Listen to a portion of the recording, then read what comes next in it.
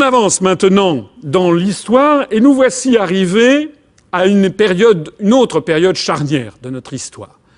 L'empire des Habsbourg au temps de Charles Quint. Nous sommes au début du XVIe siècle.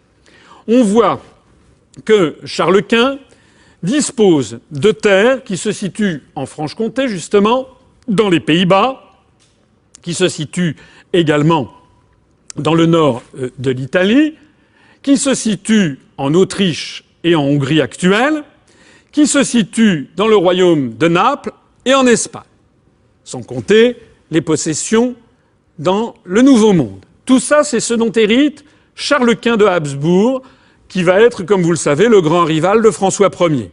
Il est né en 1500.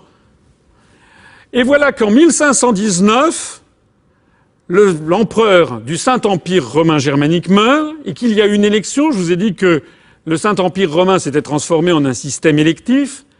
Et qui est élu à la tête du Saint-Empire romain germanique, qui est une structure féodale qui vient au-dessus d'un certain nombre de ces États et d'autres, eh bien c'est Charles Quint, qui est non seulement l'héritier de la famille de Habsbourg, mais qui devient de surcroît l'empereur du Saint-Empire romain germanique le 28 juin 1519.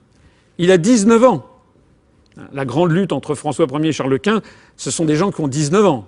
19 ans, 20 ans, 22, 21 ans. Donc Charles Quint est à la tête de cette espèce d'énorme conglomérat politique de l'Europe occidentale.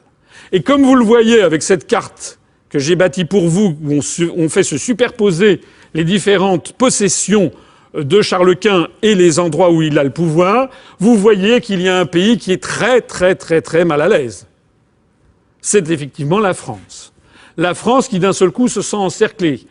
Elle se sent encerclée pourquoi ? Elle se sent encerclée parce que, par ailleurs, Henri VIII, le roi d'Angleterre, fait alliance avec Charles Quint.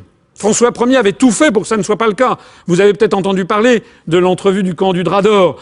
François Ier avait mis les petits plats dans les grands pour essayer de s'amadouer Henri VIII. Eh bien non, Henri VIII d'Angleterre décide de faire alliance avec Charles Quint.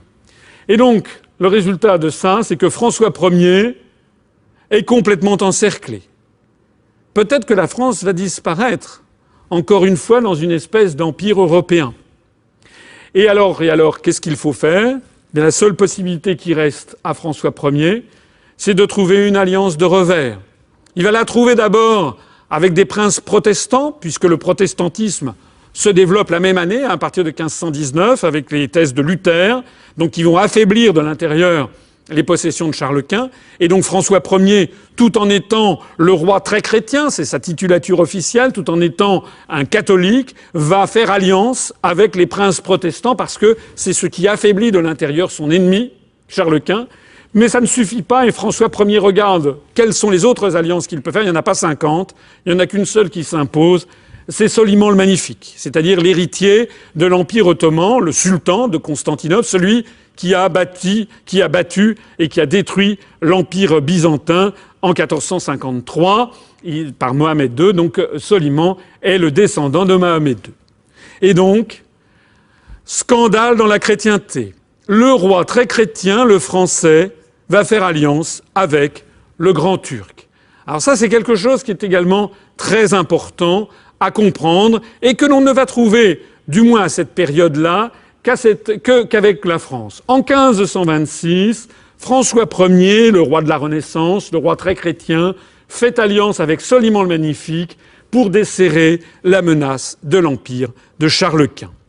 Être français, c'est donc nouer des alliances avec le monde entier sans considération d'appartenance continentale ou religieuse pour sauvegarder la liberté de la France. Pour sauvegarder la liberté et l'indépendance de la France, François Ier a préféré faire alliance, fût-ce avec le diable, puisqu'au XVIe siècle, faire alliance avec le Grand Turc, c'est faire alliance avec le diable. De même que, comme on le verra tout à l'heure, lorsque Charles de Gaulle, en 1964, reconnaît la Chine communiste, c'est faire alliance avec le diable à l'époque, eh bien, François Ier ou Charles de Gaulle auront la même politique, c'est l'alliance de revers pour desserrer l'étau de ceux qui veulent étouffer notre pays.